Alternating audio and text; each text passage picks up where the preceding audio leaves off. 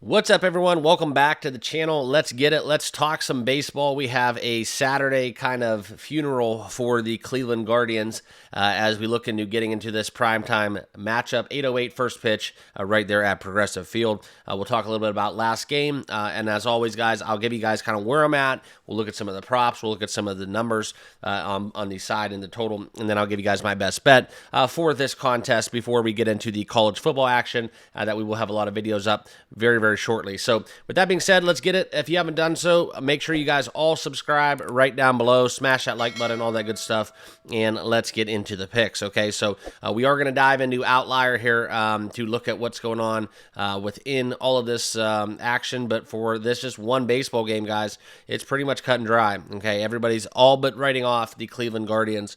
97% of the money on the money line and a little bit of a more even distribution if we look into the bets versus money split within the handle for the spread in this game, but more so the biggest thing that I have going is the over. Okay, that is kind of where my heart's at. It's where my head's at. We're in line with each other.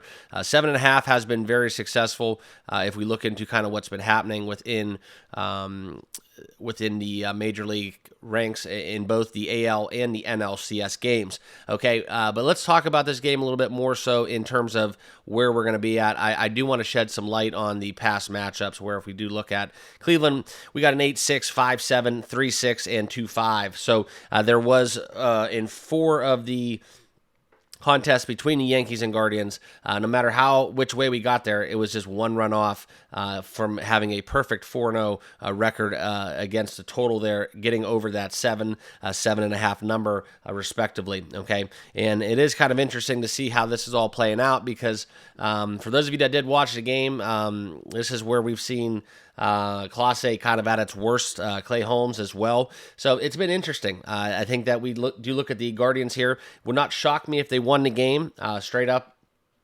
We kind of see a little bit of letdown spots more times than not. Go home, win it in front of your home fans. And it is what it is, right? We're leaving way too many fastballs up against the Yankees lineup. And, we saw it even with the comeback victory with Noel what we had with David Fry. So it's somewhere they got to keep the ball down. This goes for all relievers. And Cleveland's a nice ballpark where you do have a very nice porch out there and left. A little bit too nice as John Kenzie Noel came up just feet from winning that game there for Cleveland yesterday and tying it up at 2-2. But I digress. We move forward, and like I said, guys, my best bet for this game will be over the 7.5 total runs. Just a little bit of side analysis where we get into kind of some of my thoughts on it. But if we want to talk something about some of the players in this game that are going to be firing up, let's look into the likes of Andres Gimenez and Anthony Volpe. Okay, both of these players, they're getting it done in all of the categories. 5 tools when we talk about these statistical kind of standouts within the ALCS. Okay, Volpe has been hitting the ball. Jimenez has been hitting the ball. And how about we saw the likes of Bo Naylor had a really good day at the plate. A lot of clutch hitting and Rocchio as well. So it's been fun to watch these guys, these young kids play. But Gleyber Torres, stay hot too, man. Getting a hit in 4 of his last 5 games. So if you do like some same-game parlay action, I would look into the Gleyber Torres market. Andres Gimenez, we can even talk about Stephen Kwan finally delivering at the plate. He's due for a stolen base. And if we do talk about some of the numbers here within within the Yankees, it's really hard to stay away from Giancarlo. Just absolutely demolishing the plate, and doesn't not matter who's pitching. Judge seems to be back, so whoever comes out of NL, if they do end up closing the door here on Cleveland, it's going to be something where that's going to make for a heck of a slugfest. Okay, but let me know down below in the comments who thought that home run by John Kenzie was out yesterday. Just hit a little bit off speed, hit a little on the wrong spot of the bet. I thought that one was going to carry. And yes, if we do get into kind of the prop area and market here, where we do get Carlos Rodon pitching for the Yankees. I did not even talk about the pitching matchups. So Tanner Beebe hosting Carlos Rodon. Rodon had a very, very strong outing against the Guardians in his first time out. A lot of people were on the under 5.5 strikeouts. I don't think it's going to be something where he's going to have a repeat performance, but I don't think that Beebe's going to have a repeat performance as well. It's just how long will these guys go? This could be the one game that we do get an under. I've been taking the over in pretty much every Guardians-Yankees series. So more of a system play for me, trusting the bats, trusting the scrappy nature of the Cleveland bunch. But if we look in Kwan, Stephen Kwan would be my guy here as well. Stephen Kwan over 1.5 hits, runs, and RBIs. That has cashed at a 6 out of last 7% clip. You can find that at a minus 110 price. Okay, and conversely, that was the only time, the one time that out of that 7 games that he did not hit it. That was the one time that I actually had on a parlay. So, and I didn't cash because of that sole bet. So, very interesting, and it's going to be a fun one. I want to see who's coming out in this lineup. I think Noel maybe gets a start.